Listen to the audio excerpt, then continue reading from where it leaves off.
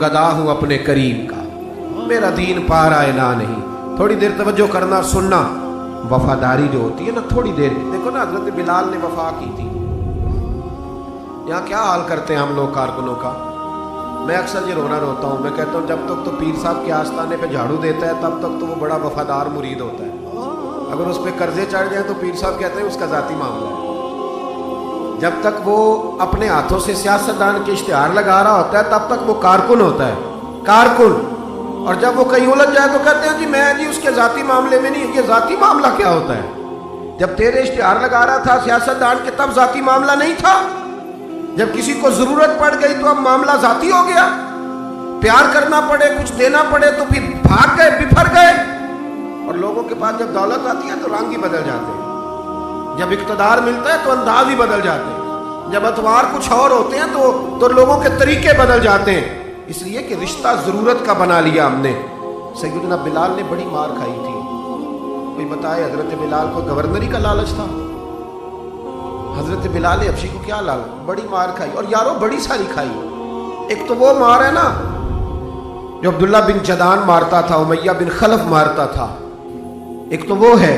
اور حضرت بلال جب دروازہ رسول پہ آئے تو بخاری مسلم میں موجود ہے، حضرت بلال نبی پاک کے مہمان آتے تھے تو خود قرضہ اٹھا کے لاتے تھے. اور ایک وقت ایسا بھی آیا کہ قرضے اتنے زیادہ آ گئے تھے کہ یہودی نے کہا کہ بلال تو نے بڑے سارے پیسے قرض لیے ہوئے ہیں، تو اگر اب تو نے پیسے نہ دیے تو میں تمہیں پھر سے باندھ دوں گا. حالانکہ وہ سارے نبی کریم کے مہمانوں کے لیے قرضے لیے، حضور کے ذاتی کام کیے ساری زندگی ذاتی.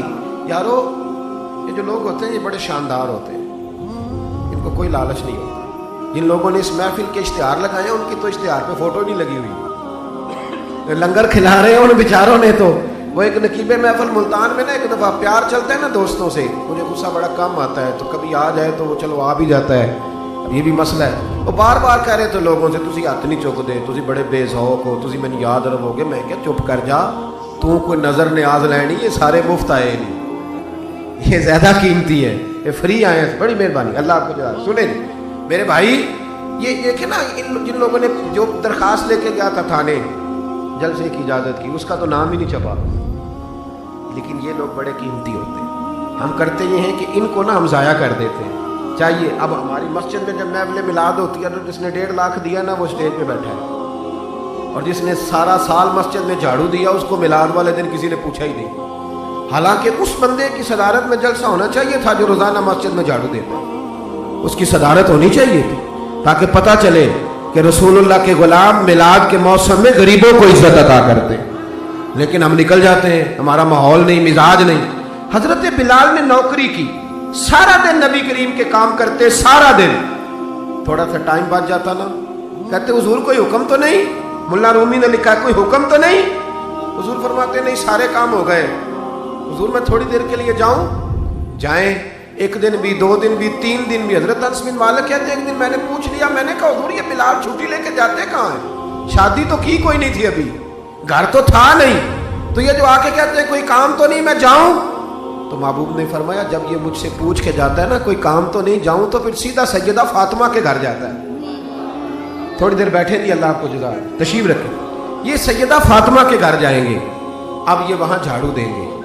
اب بیٹھے نہیں، اللہ آپ کو برکت دے، جزائے خیر، تشریف رکھے. اللہ تعالیٰ آپ کو برکات دے، پیچھوں کے لیے مسئلہ بنتا ہے، تشریف رکھے. اب یہ نا سیدہ فاطمہ کی چکی پیسیں گے. یعنی کوئی ٹائم بچ جاتا تو وہاں کتنی نوکری کی حضرت بلال نے، کتنی ڈیوٹی کی کہ نہیں کی. لیکن کسی عہدے کے لالچ کے لیے، کسی منصب کے لیے، کسی فوٹو کے لیے، کسی صدارت کے لیے. لیکن میرے محبوب نے بھی جب اعزاز دیا نا تو پھر کمال ہی دیا. پڑھیے ترمذی شریف. حضور آئے نا معراج سے واپس، میں جلسے سے دیر سے جاتا ہوں نا تو میری ایک بیٹی ہے، وہ جب میں نکلنے لگتا ہوں کہتی ہے آج دیر سے آئے تو دروازہ نہیں کھولنا. روز ہی دیر سے آتے ہیں، تو جب رات کو جاتا ہوں تو سب سے پہلے وہی کھولتی ہے. آ گئے آپ. اب بندہ جب سفر سے واپس جاتا ہے تو پہلے بچوں کی بات کرتا ہے، بیٹوں کی. محبوب معراج کے سفر سے واپس آئے، لیکن سب سے پہلے جو بات کی وہ حضرت بلال حبشی کی. سب سے پہلی بات سیدنا بلال کی. مجمع میں بٹھا کے، مجمع میں حضرت بلال کو مجمع میں بٹھا کے فرمایا کیا عمل کرتا ہے بھئی تو بلال؟ عرض کی حضور کیا ہوا؟ فرمایا بتا کیا کرتے ہو؟ कौन सा अमल है जो ज्यादा करते हो? कहा हुजूर हुक्म करें। तो महबूब फरमाने लगे, जब मैं जन्नत में गया हूं ना मेराज की रात, तो मैंने वहां तेरे कदमों की आवाज सुनी है। जन्नत में तेरी अब किसने जर्रों को उठाया और सहरा कर दिया, और किसने कतरों को मिलाया और दरिया कर दिया। ये किसकी हिकमत ने यतीमों को किया दुर्रे यतीम, और गुलामों को दुनिया भर का मौला कर दिया। एक बड़ी अजीब बात लिखी है इब्ने इसहाक ने, कहते हैं कि जब फतेह मक्का हुई ना, जोहर का टाइम हुआ, तो नबी करीम अलैहिस्सलाम ने फरमाया चलो भी अजान पढ़ो, बिलाल को बुलाओ। तो जो है मेरी बात पर सुने और याद रखें, हुजूर ने फरमाया बिलाल को बुलाओ, अजान पढ़े। तो एक शख्स ने हुजूर के कान में मशवरा दिया कि या रसूल अल्लाह सल्लल्लाहु अलैहि वसल्लम, काफिर तो पहले ही सारे जल गए, मर गए, फतह मक्का है, तो कुछ लोग हजरत बिलाल के बड़े दुश्मन हैं। तो या रसूल अल्लाह सल्लल्लाहु अलैहि वसल्लम, बिलाल ये हमेशा पढ़ता है, वही पढ़ेंगे, तो आज ना किसी और की ड्यूटी ना लगाएं अजान पढ़ने की, फतेह मक्का का मौका है, चलो कोई और पढ़ दे। ये रूटीन में जब प्रोग्राम होते हैं तो तब तो मुकर्रा इमाम भी नहीं ना जमात कराता, चले कोई बुजुर्ग आए हैं वो करा दें, आज मौका है, बुरी भी बात कोई नहीं। जिसने मशवरा दिया खुलूस के साथ दिया, हुजूर कोई और ना आज पढ़ दे। लेकिन मेरे महबूब ने जो जवाब दिया वो बड़ा कीमती था। महबूब करीम फरमाने लगे, जब पत्थर खाने पड़े तो तब तो बिलाल पढ़े, और जब बदर और ओहद में तलवारें चमके तो तब तो बिलाल पढ़े, और फरमाया जब भूख काटनी पड़े तब तो अजान बिलाल पढ़े, और आज अल्लाह शाने अता करे तो कोई और पढ़े।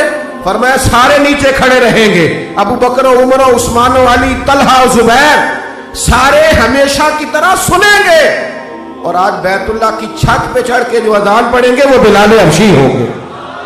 मैं लोगों को बताऊंगा कि वफा के रिश्ते ही होते, वफा के रिश्ते व पानी परन सुहेलियां रंगा रंग कड़े, ओ भाइया असी ते पढ़िया उस दा जानिए जिस दा तोड़ चढ़े।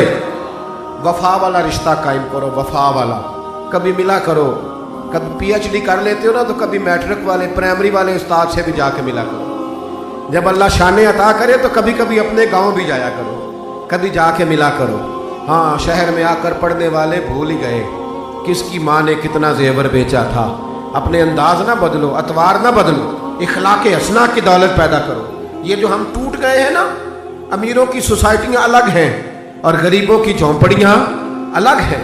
इन्होंने बड़ी तफरीक पैदा कर दिया मुआशरे में। लोग तो जनाजे पढ़ने छोड़ गए एक दूसरे के, लोगों काट दिया। जिसके पास पैसे ज्यादा आए, अपने भाई की बच्ची गरीब बैठी है रिश्ते के लिए, उसको वो रिश्ते ढूंढ रहा है, कह रहा मेरा कोई मेरे स्टेटस के लोगों में रिश्ता करा दो। तो रिश्ते वाले ने कहा वो तेरा अपने भाई की भी तो बेटियां ना, तो वहां कर ले। कहता नहीं, वो जब शादी करेगा ना तो मैं तावन करूंगा। तो तावन तो भाई कोई और भी तरस खा के कारी देता है, और भी को कर देता है। तू वो वाला रंग इख्तियार कर जो अल्लाह रसूल ने तुझे अता फरमाया है।